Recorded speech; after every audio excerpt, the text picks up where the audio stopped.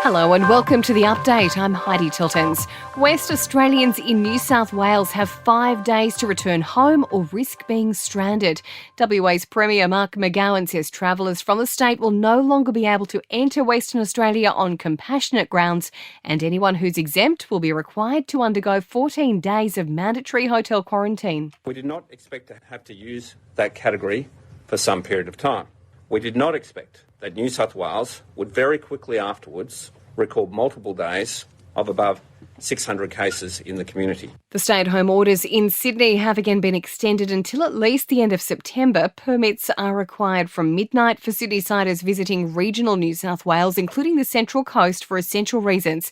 There have been 55 new COVID cases in Victoria, while the ACT has had 12 new cases. Australians at risk of developing severe COVID will soon have access to a new treatment. The Therapeutic Goods Administration has granted provisional approval to the drug sotrovimab. Up to 8,000 doses will be distributed from next week. Meantime, it's expected more than 6 million Australians will be fully vaccinated against COVID by the end of the day. The latest data shows more than 303,000 doses were administered yesterday. Chaos in Afghanistan is hampering Australia's efforts to evacuate people from the country. So far, 162 Australian citizens and Afghan visa holders have been airlifted out.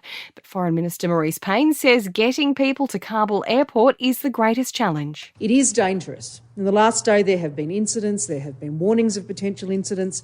It is very complex and it is very uncertain. We have increased the numbers in our teams on the ground. $8.5 million in allegedly ill-gotten cryptocurrency has been seized in Victoria. A man and woman have been arrested. Police say it's linked to the international investigation which started in 2012 when the FBI took down the so-called Silk Road website on the dark web, where illegal items could be anonymously bought and sold.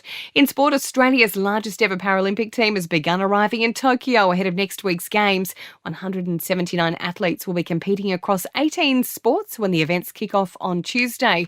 AFL boss Gillan McLachlan says the league is aiming to release the fixture for the first week of the finals on Sunday night, and he expects a call to be made next week on where the grand final will be held.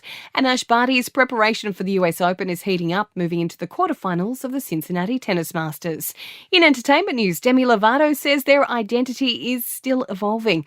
The non-binary singer says they may one day identify as transgender or even as a woman in the years ahead. Cameron Diaz has given a shout out to parents who don't use childcare, saying they're superheroes. The 48-year-old admits she wouldn't be able to cope as a mum without hired help. And Eminem will roll back the years to play a teen drug dealer in a new series. The 50-year-old rapper has signed on to 50 Cent's Black Mafia family series, where he'll play the teenager who turned undercover informant. And that's the latest from the Nova Podcast News team, but we'll see you tomorrow morning for another episode of The Update.